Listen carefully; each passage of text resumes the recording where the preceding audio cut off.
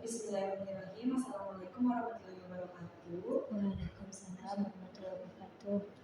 Sebelumnya, perkenalkan saya Anfuma Aulia dengan NIM 22032108. Nah, pada kesempatan kali ini saya akan membuat video mengenai analisis materi pembelajaran. Nah, ini merupakan salah satu tugas dalam mata kuliah pembelajaran biologi. Yang terhormat Ibu Profesor Dr. Yuni Ahda, SSI MSI. Kemudian yang terhormat Profesor Dr.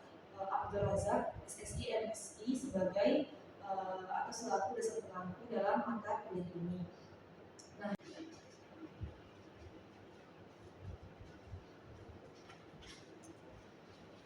Assalamualaikum warahmatullahi wabarakatuh. Selamat pagi anak-anak ibu semua. Bagaimana kabarnya hari ini? Alhamdulillah, semoga kita selalu diberikan kesehatan agar kita dapat mengikuti pembelajaran hari ini dengan baik. Nah, pada pertemuan kali ini kita akan membahas materi pokok, yaitu mengenai perubahan dan juga pelestarian lingkungan hidup. Nah, pada materi pokok ini ada KD-nya, yaitu kompetensi dasar, di mana dalam KD ini peserta didik harus memahami perubahan dan juga pelestarian lingkungan hidup. Nah, dalam KD ini kemudian akan tertuang beberapa indikator pencapaian kompetensi. Nah, pencapaian kompetensi ini harus sinkron dengan kompetensi dasarnya. Nah, pencapaian kompetensi yang pertama itu ada memahami konsep keseimbangan dan juga perubahan lingkungan. Nah, mungkin kita bisa menjelaskannya nanti itu seperti keseimbangan lingkungan adalah kondisi dinamis di mana komponen lingkungan, yaitu komponen lingkungan biotik dan juga abiotik yang kemudian berinteraksi secara harmonis dan juga seimbang. Nah, keseimbangan ini memungkinkan keberlanjutan kehidupan dan juga fungsi dari ekosistem. Nah, yang kedua itu ada menganalisis mengenai pencemaran lingkungan hidup dan juga beserta penyebabnya. Nah, faktor-faktor yang menyebabkan mempengaruhi keseimbangan lingkungan itu yang pertama ada faktor alami, yaitu seperti perubahan iklim, bencana alam seperti gempa bumi, gunung meletus dan juga banjir. Kemudian juga bisa disebabkan oleh suksesi ekologi. Nah, faktor yang kedua itu ada faktor manusia, di mana di sini terdapat pencemaran, deforestasi, urbanisasi dan juga eksploitasi SDA secara berlebihan. Kemudian yang ketiga itu ada melakukan percobaan sederhana mengenai penanganan limbah. Nah, mengenai pencapaian kompetensi yang ketiga ini itu seperti kita harus mengetahui tujuannya. Yang pertama itu bisa dilihat contohnya pada pembuatan kompos dari limbah organik. Nah, tujuannya mengurangi limbah organik dan juga menghasilkan kompos. Nah, alat bahan yang bisa digunakan untuk melakukan percobaan ini itu seperti wadah kompos, kemudian limbah organik, juga menggunakan tanah dan air. Kemudian langkah-langkahnya itu seperti kita tuh nanti akan melakukan yang pertama siapkan wadah kompos, yang kedua masukkan lapisan limbah organik dan juga tanah secara bergantian. Yang ketiga siram dengan air secukupnya. Yang keempat itu bisa diaduk secara berkala. Kemudian progres yang terakhir itu adalah tunggu hingga limbah terurai menjadi kompos.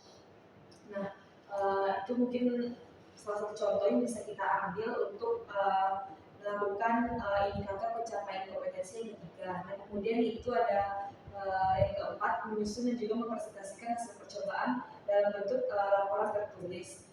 Nah, beberapa hal yang kita harus ketahui dalam struktur laporan itu nanti ada judul, tujuan, alat bahan, kemudian prosedur, hasil pembahasan, kesimpulan, dan juga kita harus menyantumkan referensinya.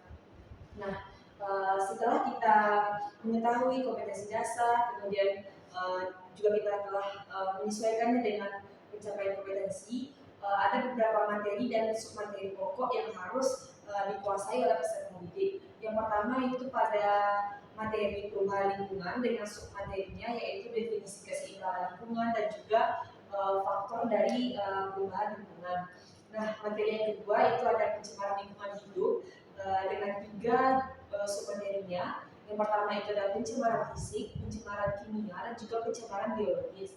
Nah, untuk materi yang ketiga itu ada praktik penanganan limbah dengan ada juga 3 submateri pokoknya. Yang pertama itu ada penanganan limbah organik, penanganan limbah anorganik, dan juga eh,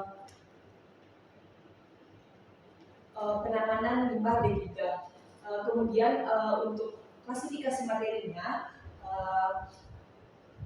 yang pertama itu ada materi pembelajaran konsep.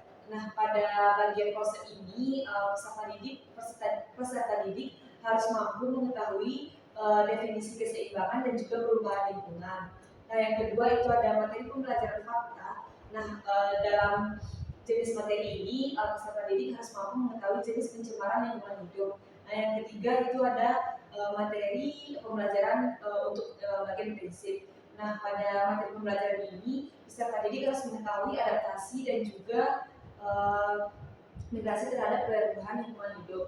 Nah, yang keempat itu ada materi pembelajaran prosedur. Nah, dalam prosedur ini nanti termuat beberapa langkah-langkah yang harus dilakukan dalam penanganan limbah serta melakukan percobaan.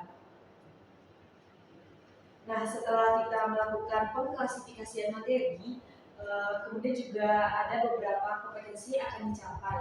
Nah, diharapkan pada materi pokok perubahan dan pelestarian lingkungan hidup ini, yang pertama itu peserta didik mampu memahami konsep mengenai keseimbangan dan juga perubahan lingkungan.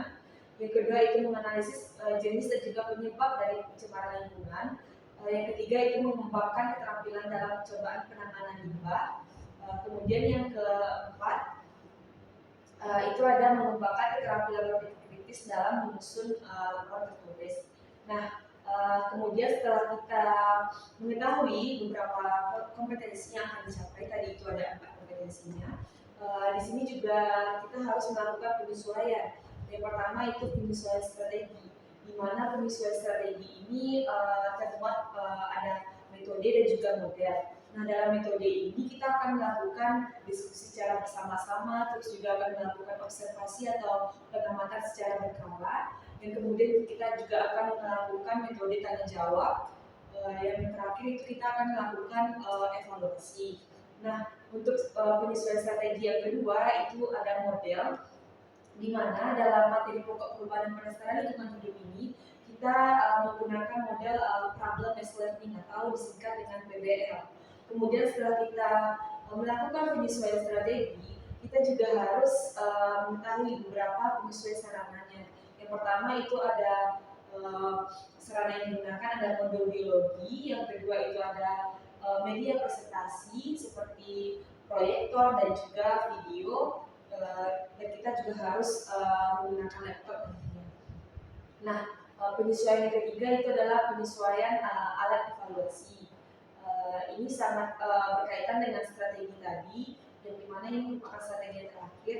Nah, untuk yang pertama itu menggunakan tes tertulis, nantinya bisa kita lakukan ada pre-test dan juga post-test. Nah, kemudian juga kita dapat menggunakan lembar kerja peserta didik atau LKPD, kemudian ada laporan hasil percobaan, dan yang terakhir itu ada presentasi dari hasil observasi atau pengamatan yang telah kita lakukan pada proses pembelajaran. Nah, untuk alokasi waktu dalam topik ini itu adalah sebanyak 3 kali pertemuan. Nah, dalam 3 kali pertemuan itu dilakukan selama masing-masing itu 45 menit.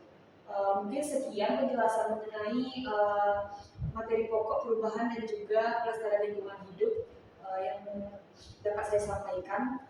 Saya tutup. Wabillahi taufiq wal hidayah. Assalamualaikum warahmatullahi wabarakatuh. Bye bye anak-anak.